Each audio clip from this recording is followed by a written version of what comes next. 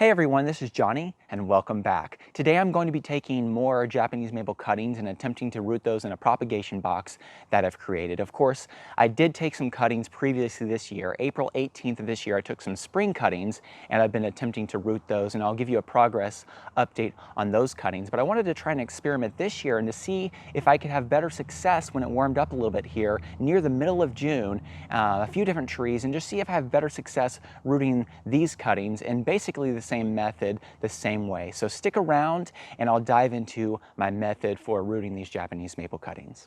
Now, before I take cuttings from the 4 different Japanese maple trees that I'm going to show you, I wanted to just once again remind you that anytime you take cuttings or you prune a tree, it's a good practice to take some kind of rubbing alcohol and make sure you sanitize your tools. So I just have a little pad here that's pre-moistened with rubbing alcohol, and I'm just going to make sure that I sanitize my shears here, my snippers, to make sure that I don't pass along any bacteria or other contaminants that might be on these from trimming other trees. So it's always a good practice to just make sure you don't spread diseases or fungi or other things to your trees.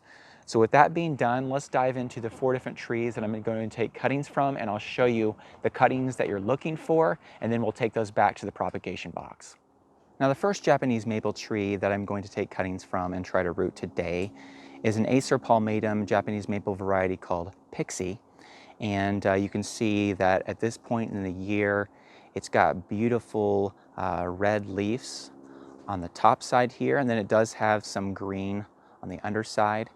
And you get a little bit of a mix between the red and the green throughout the season, but it's a great looking tree. It's very similar to the Bloodgood variety, but this specific variety is, they call it a dwarf, so it's supposed to be smaller than the normal Bloodgood variety. Now, when it comes to what you're looking for cuttings, I found that it works best if you take some of the newer growth, some of that spring growth, before it gets really hard and woody. You want it to still be flexible. But like for instance here, we could probably take this particular one. I'm going to go ahead and cut that piece here. I'll trim this more later on, but that actually looks like a pretty decent cutting.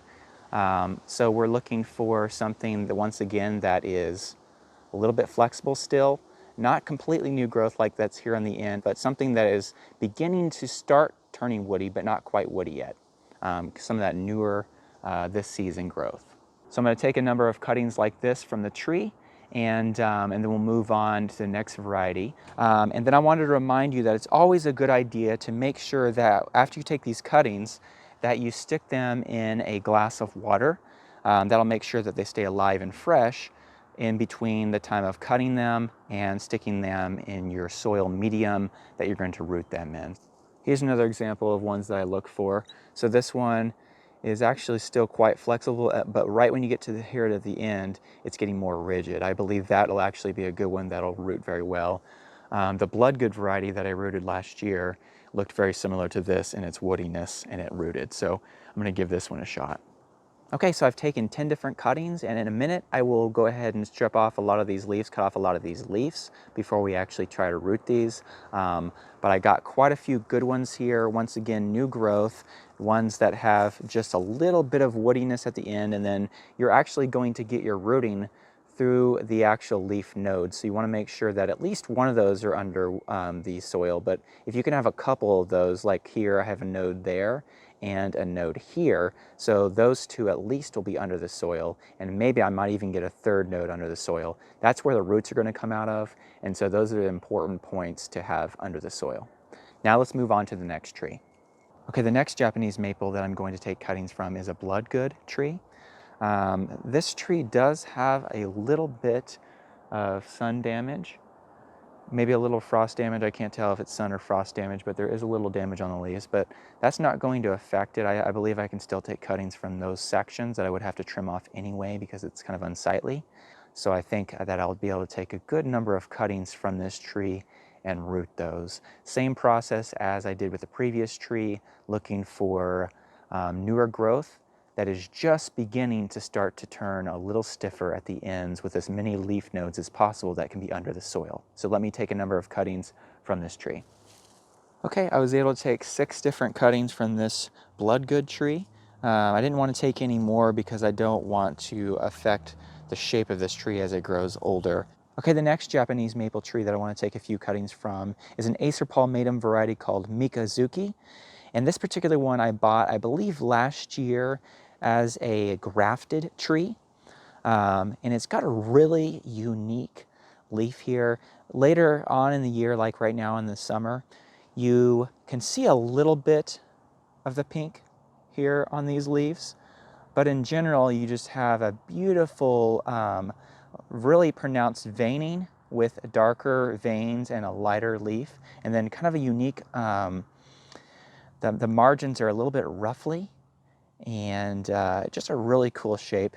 The newer growth comes in red, and at different parts of the year this turns pinks and reds and stuff, and this is a beautiful, wonderful tree. This is quite a young tree, so I'm not going to be able to take but just a few. I wanted to start propagating this a little bit now, so I'm going to take 2, maybe 3 cuttings from this tree. Okay, so I was able to take 3 different cuttings from this particular tree. These aren't the most ideal cuttings that I would normally take. These have pretty much, they're all completely new growth without any beginnings to become a little stiffer or woody. But the branches that are getting a little stiffer and maybe would be slightly more ideal, I didn't want to take away from the tree. Once again, it's a very young tree. I don't want to affect the shape too much here. I just wanted to try a few cuttings. So we'll try these 3 and hopefully we can have some success. If not, we can try again in the future when this tree grows up another year or 2. Okay, here is an Acer Palmatum variety called GINSHI. And as you can see here, these particular leaves, very thin, very skinny leaves, very unique tree. Once again, a young tree that I bought, I believe last year, and it's a grafted tree. And I bought it at a local nursery. I'm only going to be able to take just maybe 2 from this particular tree. Kind of like the other one, it's a pretty young tree. I don't want to take too much from it, but there are a few that I see that I can trim off and still keep this tree with a good shape for the future. So let me take a couple of those cuttings, and then we'll move over to our propagation box, and then we'll move on. Okay, I have 2 small little cuttings. Once again, this is not the most ideal for the cuttings. These are a little smaller than I would normally do. This one I think has a good shot. I do have 3 different leaf nodes that could go under the soil. So I think I have a shot at that one. This one, probably not, but I really didn't want to take away any of this upper canopy area because I didn't want to take away from the tree itself. So I'll be taking cuttings from this one more in the future, but for now I'm just going to try these 2. Okay, here are all those cuttings that we just took, and they're in water right now. I'll get to these in just a minute, but before we actually stick these in the soil medium, I want to show you some of the cuttings that I've had success with in the past. So here are 3 examples of trees I was able to root last year. I did this, I think it was the 9th of May that I was able to stick these down in soil. Several months later, I was able to repot these, and this spring they leaf back out, so they seem to be doing pretty well. But I rooted these in a propagation tray, something very similar to this that I've shown you in the past, and then I basically stuck a stick in the middle and tented it. And I was able to root several trees that way, so that process worked, but this year I wanted to look for something a little easier. Now this year, April 18th, I put a number of cuttings, and we showed you this process in this plastic bin. And I chose this bin idea because it allowed me to have easier access to water and mist these like you have to several times a day without having to take off the plastic draping like I did last year. This method seems to be working. We did have a little cooler year this year, so I have lost some of these. These need heat. But in general, we have several of these left. We have 1, 2, 3, 4, looks like five Alarians that are still looking viable. There is an ALPENWEISS right there. And then the Orangiolas, 1, 2, 3, 4, maybe 4 Orangiolas that are still looking viable. There are several, as I've showed you in past updates, there are several here that have just completely dried up. But the ones that still have leaves still have a good shot at rooting. And I actually see that 2 of these actually have a little bit of new growth to them, so that is a good sign. Now, as I mentioned at the beginning of the video, the reason I'm taking cuttings again this year is I wanted to experiment with taking cuttings in the summertime here, almost the middle of June, to see if I have the same or better success rate using this same plastic bin. This is actually an identical one that I created. I drilled some more holes in the top and drilled more holes in the bottom, and once again have a soil and perlite mix here, roughly 50-50. And I'm going to use this one to try to root these new cuttings that we took today. Let's move over to the cuttings and I'll show you quickly how I process those. Okay, when it comes to processing these cuttings to get them ready to root, you want to make sure that you cut off a lot of these unnecessary leaves. I don't want a lot of energy going to these leaves, keeping them alive. I want a lot of energy to go into creating roots. Now, you do need a few leaves, so this remains viable as a cutting and it allows it to pull in some nutrients and keep this alive, but you don't want too many of these. So I'm going to take and I'm going to go through these and I'm going to trim off a bunch of these leaves, and then I'll show you how I stick those in the soil medium, and I'll show you the rooting hormone that I use. It's also a good idea to cut that there at the bottom at like a 45-degree angle. That is also a good idea. All right, so these cuttings have all been processed. A lot of the leaves have been cut off. Made sure that all the ends are at 45-degree angles. They're soaking in water once again.